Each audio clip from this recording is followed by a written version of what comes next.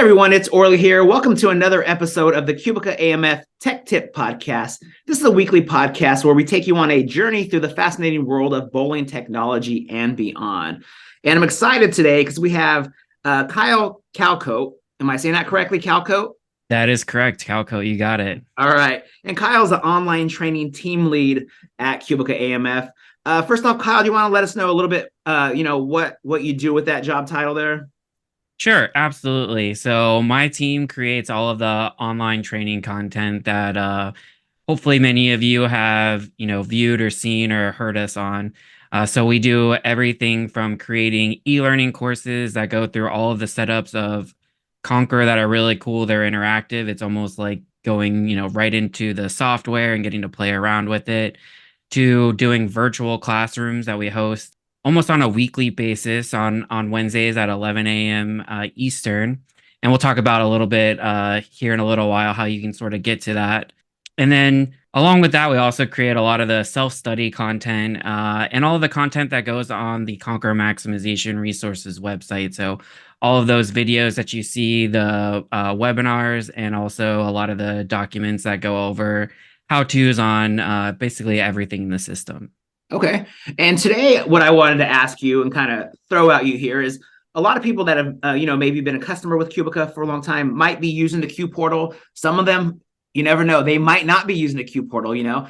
Somebody might be new that's heard the word QPortal. Maybe during training they were, talked about the QPortal. But sometimes you're down the road, keeping busy with everything else, and all of a sudden you're like, man, somebody told me to look in the QPortal. So this is kind of going to be the day where, those that may not know or may not know how to navigate it through it, where you're going to kind of just give us a little bit more information on how to navigate through the QPortal and what can all be done and found in the QPortal. So you think you could do that for us today?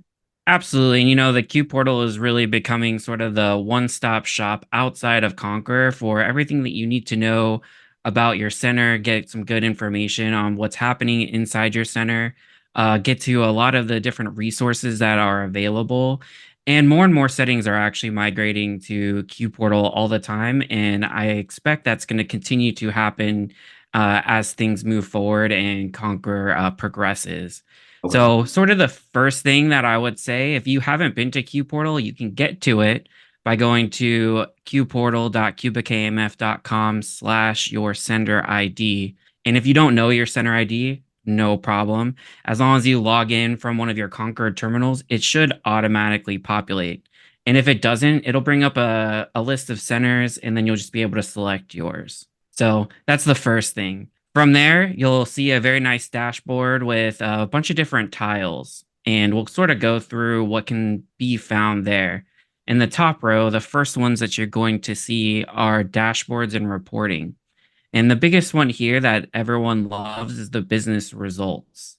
So you're actually able to go on and see a live view of what has been done in the center for the day, and of course the past days, and you can filter it down. But what's really cool again is it updates live throughout the day, and you can actually look at it and view it on any internet-enabled device. So even if you want to, you're out of the center and you're the owner and you want to see how you're doing for the day, you just pop it open on your phone and you can take a look, and it's super simple to do. Okay, that's good because sometimes you ask staff, "Hey, are you guys busy?" "Oh yeah, we're swamped." Let me take a look to see if you actually are making some money in there. Yeah, exactly. It definitely can keep on top of your staff and what's going on for the day. So, and then if you do have Best X, we have another dashboard in there called Game Statistics. You can actually see and view exactly how all of the environments that you're running in your center are being utilized. And then as well, you can actually see how much downtime is occurring on the lanes, how long like your average game is taking. So, if it's more than, if you're looking at some average games and it's 20 minutes long, there's probably something, wrong there. And maybe you need to think about how that's all being handled.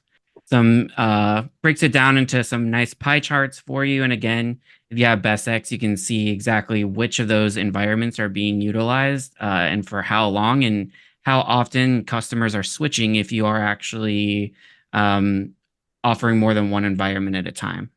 Another great section there, if you do have our TCS system, is the performance monitoring. So you can actually go in, you can make notes on what's being done as far as maintenance on your machines. It's really great for your technician to go in and sort of log like their daily maintenance and that kind of thing. And then anyone who has access to the Q portal can see that. So if you have your, tech team all on there, it just makes it a lot easier if not everyone's in the building to see what's already been done recently and maybe where you need to focus your day on. Okay, and just to not to throw you off here, if someone, so you said if they have access to the Q portal, can they like, give each person a sign on, or do they kind of all share a sign on? How can they get people into the Q portal? Absolutely, yeah. So if you're the main EULA signer and you have your account, or if you're, one of the account owners that's already been set up, you can kind of scroll down towards the bottom and you're going to see a section called Management and Configuration. And from there, you're actually able to go to users and you can input, the email addresses of all of the different users that you would like to give access to. And then you can assign them what their role is. And it works very similar to like user profiles in Conquer. I'm sure many people are very familiar with that.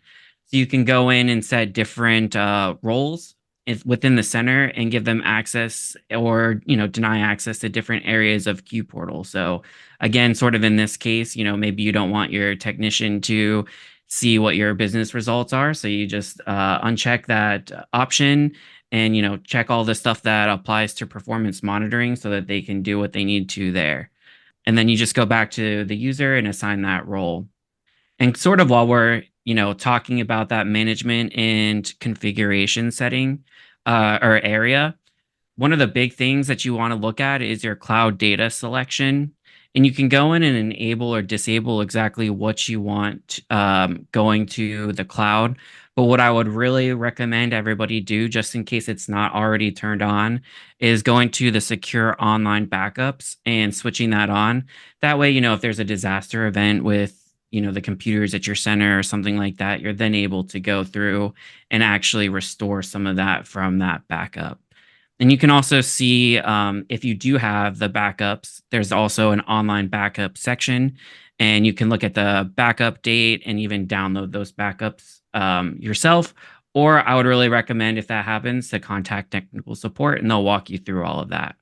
Along with the management and configuration in your dashboards that we sort of already talked about, another big area of QPortal is all of the resources that you have available to you. And it's the second set of tiles when you're actually looking at your QPortal under services and resources. And the first couple that I like to sort of point out is the training resources, marketing resources, and technical resources. So all of those link to our Conqueror Maximization Resources website. Under training resources, that's where you can find a lot of videos on different settings, how to set things up in Conqueror. Find a lot of our training how-tos and our comprehensive guides on how to set up, different modules within Conqueror. The marketing resources is a great section. You can access all of the marketing kits that we have available, as well as downloading different backgrounds for your monitors. I know Orly, you probably work a lot on marketing resources too. Yeah. What else comes to mind when you think of marketing resources? Stuff, stuff for social media, stuff for printing, for your monitors. Yeah, there's a ton in there. Absolutely. Yeah, it's a great resource and probably one of my favorite sections there on the website. So another area that's great within QPortal is technical resources, and that's where we have all of our technical documents. So anything to do with pin spotters, technical manuals, installation manuals, all that sort of thing.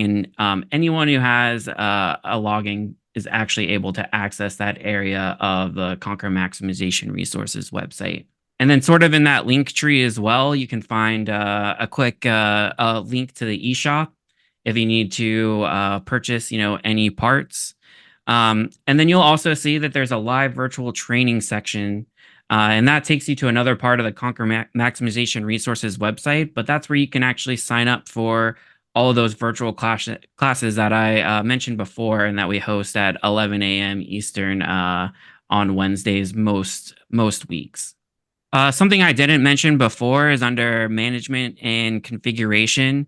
You can also go to your programs and licenses, and that's where you can find if your CMP is active and when your expiration date is, and you can even renew your CMP from that area as well. So definitely something to sort of keep in mind and keep an eye on so that you can be looking out and make sure that you're not expiring and losing access to QPortal and maybe even some of the areas inside Conquer that you utilize. And I did sort of mention before that QPortal is becoming, lots more settings are starting to migrate into QPortal. So if you're someone that's using web reservations or you have a kiosk, you'll find all of those settings in QPortal. Uh, from setting up the actual offers that you're going to offer either on your site or the kiosk, turning off your kiosk, restarting the kiosk, that can all be found there as well. And even looking at your reservation board to sort of get a quick overview of what might be coming in that day. I think that covers most areas of QPortal. Again, sort of the big areas that everyone should definitely check out are those business results and the different areas under services and resources. Lots of great resources that everyone can utilize. Quick refreshers. If you don't quite know how to set something up, we have, usually there's a webinar, a document, or a video. So you can always find all of that right from your QPortal. Yeah, thank you for all that information. I mean, it seems like there's a lot in there. Don't be overwhelmed. Like I said, if you've never logged in before and you're thinking, hey, I better check this out. Don't be scared. Take it one step at a time. Log in there. It sounds like there was a ton that you can do in there. I appreciate your time today, Kyle, and hopefully we could have you back again to kind of just go over some more things that you're very knowledgeable in. Yeah, I would love that. And I guess just one last thing to sort of wrap it up again. If you go from your QPortal into training resources, we actually have a video that talks specifically about the QPortal. So I would definitely look that up and get some extra in-depth information and actually see what we're talking about in action. Okay, perfect. Well, until next time, I appreciate everyone listening today. And make sure to tell your friends, your family, anybody on the street about our podcast here. We appreciate you sharing it. And until next time, we will talk to you again on the QubicaAMF Tech Tip Podcast.